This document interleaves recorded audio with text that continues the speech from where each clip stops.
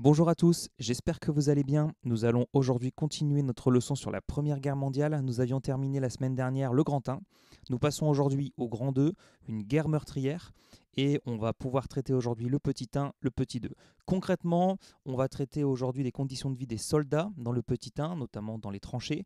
Et puis on va évoquer dans le petit 2 la façon dont les civils vivent la guerre. Vous allez voir que ce sont également des conditions très difficiles à vivre, ce que l'on verra notamment après à travers une vidéo. D'abord, on va commencer par le petit 1, des soldats exposés à une violence sans précédent. Alors, je vous propose de commencer par un extrait du film Un long dimanche de fiançailles.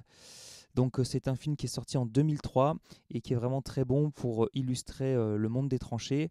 Et vous allez le voir, j'espère, si YouTube évidemment laisse passer la vidéo, à travers l'extrait que je vais vous montrer, la dureté évidemment à la fois des combats, mais également les conditions de vie dramatiques de ces poilus, c'est-à-dire de ces soldats de la Première Guerre mondiale. Regardez la vidéo, on en rediscute juste après. Donc grâce à cette vidéo, vous voyez très bien la façon dont les tranchées sont organisées, la façon dont également les offensives sont gérées par les états-majors, la façon dont on organise tout simplement les attaques. Alors pour rappel, nous on en était resté à un front qui s'était stabilisé et même enlisé, à peu près vous le voyez, de la mer du Nord jusqu'à l'est de la France, quasiment jusqu'en Suisse. Et vous avez donc des tranchées qui se sont creusées avec des batailles très meurtrières. Nous on a vu à la fois la bataille de la Somme et on a évoqué également la bataille de Verdun. Donc concrètement, dans la première flèche, je vous propose de rappeler la façon dont ça s'organise, tout simplement un front comme ça lors d'une guerre de position. Donc vous avez des tranchées de première ligne avec parfois des abris qui sont creusés directement dans la terre, alors à la fois pour s'abriter des intempéries, mais également lors des bombardements. Vous verrez que les Allemands ont parfois véritablement bétonné certains abris, donc on va avoir des lignes qui sont vraiment construites dans le dur hein, au niveau des tranchées. Donc cette première ligne, c'est évidemment la plus exposée, et en général, vous l'avez très bien vu dans la vidéo, c'est celle qui va sortir pour affronter, pour tenter de prendre la tranchée adverse. Et elle va tenter donc de traverser ce no man's land. Mais évidemment, en face, vous l'avez vu, hein, on a désormais des armes qui à la fois ont une portée de plus en plus longue et qui tentent de viser les tranchées adverses. Et puis vous avez tout simplement les fusils, les mitrailleuses qui sont de plus en plus performantes également et qui donc font des dégâts humains très importants. Donc la première ligne, la seconde ligne, vous avez également une troisième ligne et toutes ces lignes sont réunies par des boyaux de communication que vous voyez ici. Et donc évidemment, on tourne, on ne laisse pas toujours les mêmes personnes en première ligne, il y a un roulement qui se fait au fur et à mesure des semaines. Donc ça, c'est pour notre première flèche qui nous permet d'évoquer la façon dont les tranchées s'organisent. Alors dans la seconde flèche, évidemment, et l'extrait que je vous ai montré le montre très très bien, on va parler un petit peu justement de ce que l'on appelle l'enfer des tranchées, c'est-à-dire la façon dont cette guerre est vécue par les soldats. D'abord, on va rappeler qu'il y a des souffrances physiques qui sont très fortes. Ils sont évidemment exposés à toutes les intempéries, le froid, l'humidité, mais également la chaleur. Et puis évidemment, vous savez très bien que l'hygiène est déplorable, à la fois parce qu'il y a des rats, parce qu'évidemment ils ne peuvent pas ni se laver ni se raser, d'où l'expression poilu pendant de longs jours. Évidemment, il y a le manque de sommeil, il y a parfois des blessures aussi, évidemment. On verra que l'artillerie lourde a causé des blessures très importantes chez les soldats, on le verra lorsqu'on évoquera le bilan. Et puis évidemment, vous avez toujours la mort hein, qui est présente. On verra également le bilan humain de cette Première Guerre mondiale qui est colossal. Et puis s'ajoutent à ces souffrances physiques des souffrances psychologiques.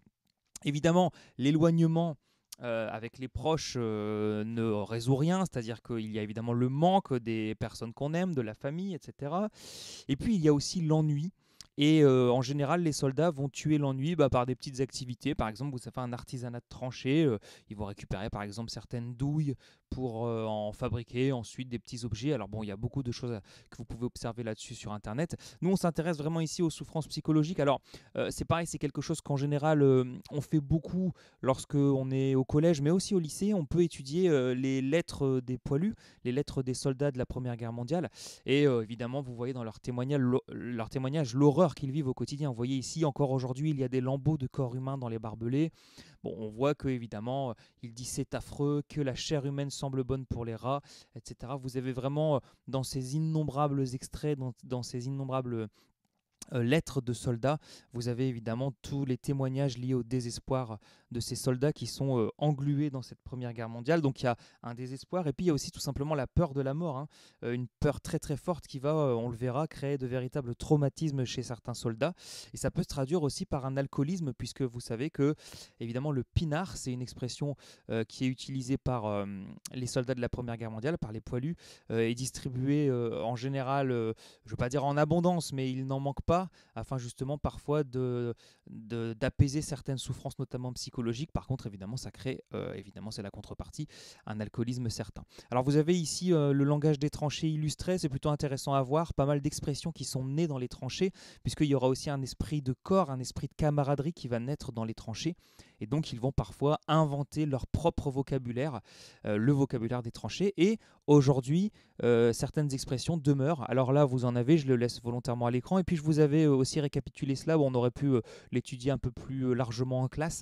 Donc vous voyez, par exemple, on a des expressions par exemple comme s'en balancer, qui vient des tranchées. Donc regardez, vous avez pas mal de choses comme ça, la godasse, qui va évidemment désigner la chaussure. Bon, regardez, il y a pas mal d'expressions qui vivent encore aujourd'hui, hein, qui sont héritées de cette Première Guerre mondiale et des tranchées particulièrement, où les soldats inventent un peu leurs propres expressions. Alors dernière chose, on rappelle aussi que, et c'est pour terminer ce petit 1, avec tout ce désespoir, etc., vous avez aussi parfois des mutineries, des désertions, c'est-à-dire un abandon, ne plus vouloir aller se battre. Alors vous avez parfois des chansons aussi qui témoignent de cela. L'une des plus célèbres, c'est la chanson de Craonne. Si vous ne la connaissez pas, je vais vous la mettre juste après en extrait. Alors ça, c'était le petit village de Craonne, et puis c'est voilà, après quasiment le même plan. Regardez à quoi ça va ressembler le village de Craonne, c'est-à-dire que quasiment il est totalement rayé de la carte. Aujourd'hui, vous pouvez d'ailleurs vous rendre sur les lieux et on vous montre un peu ce qui reste de ce village à la base. Il y a une chanson qui est née donc sur ce plateau de Craonne, et c'est une chanson, je vous la fais écouter juste après, qui traduit vraiment tout le désespoir des soldats, mais aussi la façon dont certains désormais refusent d'aller se battre. Vous le verrez dans cette chanson. Écoutez-la, ça vaut le coup quand même, puisque vous avez à la fois les lettres de soldats qui sont bien connues. Je ne sais pas si vous connaissez cette chanson. Écoutez-la, elle traduit tout le désespoir et le ras-le-bol des soldats de cette Première Guerre mondiale.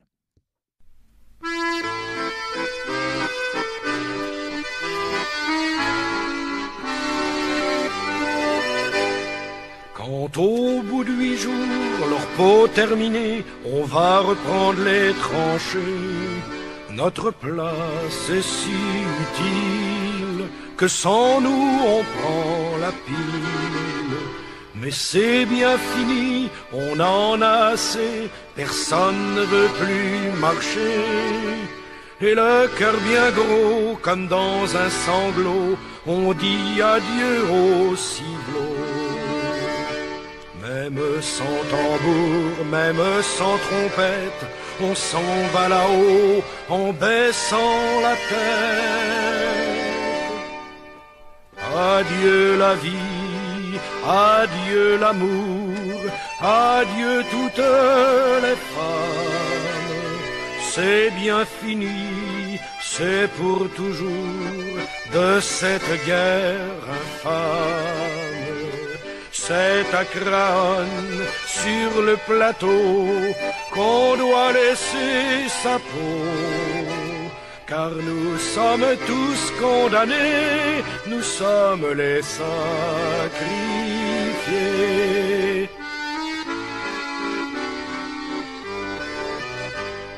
Huit jours de tranchées, 8 jours de souffrance, pourtant on a l'espérance que ce soir viendra la relève, que nous attendrons sans trêve.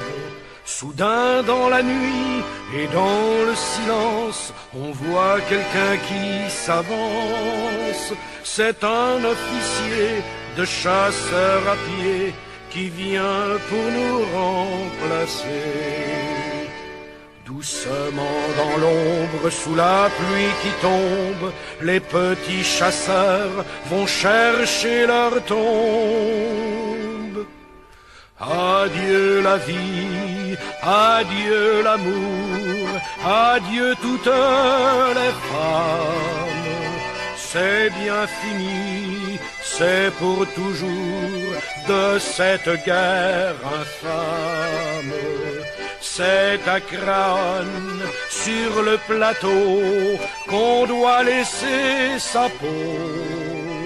Car nous sommes tous condamnés, nous sommes les sacrifiés.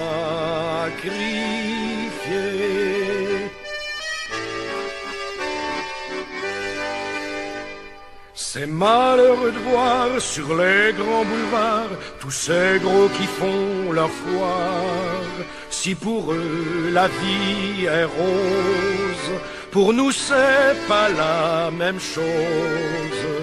Au lieu de se cacher, tous ces embusqués feraient mieux de monter aux tranchées pour défendre leurs biens, car nous n'avons rien, nous autres les pauvres puritains. Tous les camarades sont enterrés là pour défendre les biens de ces messieurs-là. Ceux qu'ont le pognon, ceux-là reviendront, car c'est pour eux qu'on crève. Mais c'est fini, car les troufions vont tous se mettre en grève. Ce sera votre tour, messieurs les gros, montez sur le plateau. Car si vous voulez faire la guerre, payez-la de votre peau. On peut passer maintenant à notre petit 2 qui va évoquer les civils. Alors les civils sont eux-mêmes victimes de la guerre, on le sait, et à travers la première flèche, on rappelle que ces civils subissent évidemment la séparation également. C'est-à-dire qu'ils ont vu un frère, un père partir à la guerre, et parfois évidemment ces familles vont être endeuillées par la perte d'un proche qui est tombé au front. Donc là vous voyez par exemple une illustration à l'écran, on voit une famille qui est endeuillée, et en 1915, comme dans les années qui suivent, nombreuses seront les familles françaises qui vont connaître la perte d'un proche. Donc évidemment des familles qui vont être parfois dans la douleur, dans l'angoisse également de cette séparation très longue. Les Français ont aussi l'habitude d'être sollicités pour les emprunts, comme tous les pays, unis pour faire plier l'échine du Kaiser.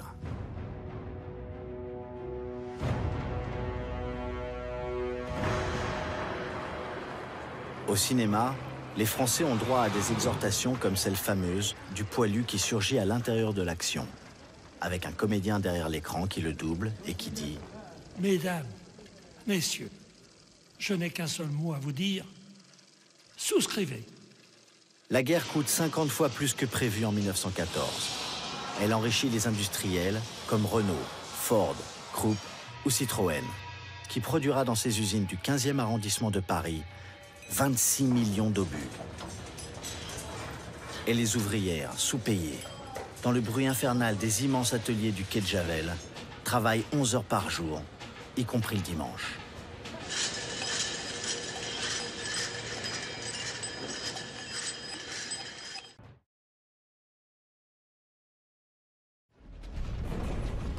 En Belgique, les Allemands montrent aussi qu'ils sont capables de représailles.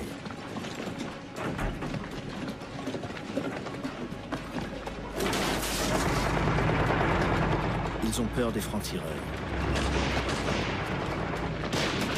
Ils perdent vite leur sang-froid.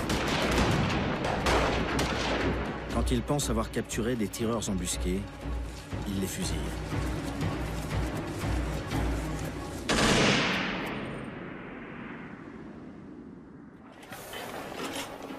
La peur de l'envahisseur fait s'enfuir des milliers de civils.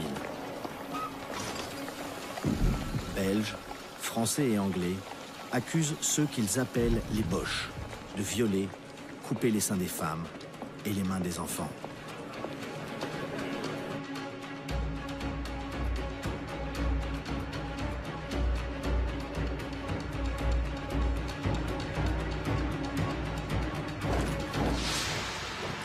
Août 1914.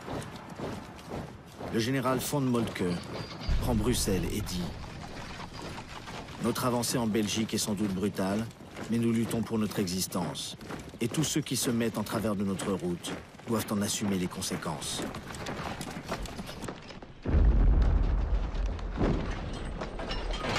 Les Allemands s'acharnent sur les monuments historiques, incendient l'université de Louvain, dévastent cette ville, appelée jusque-là l'Oxford belge, et sa bibliothèque irremplaçable.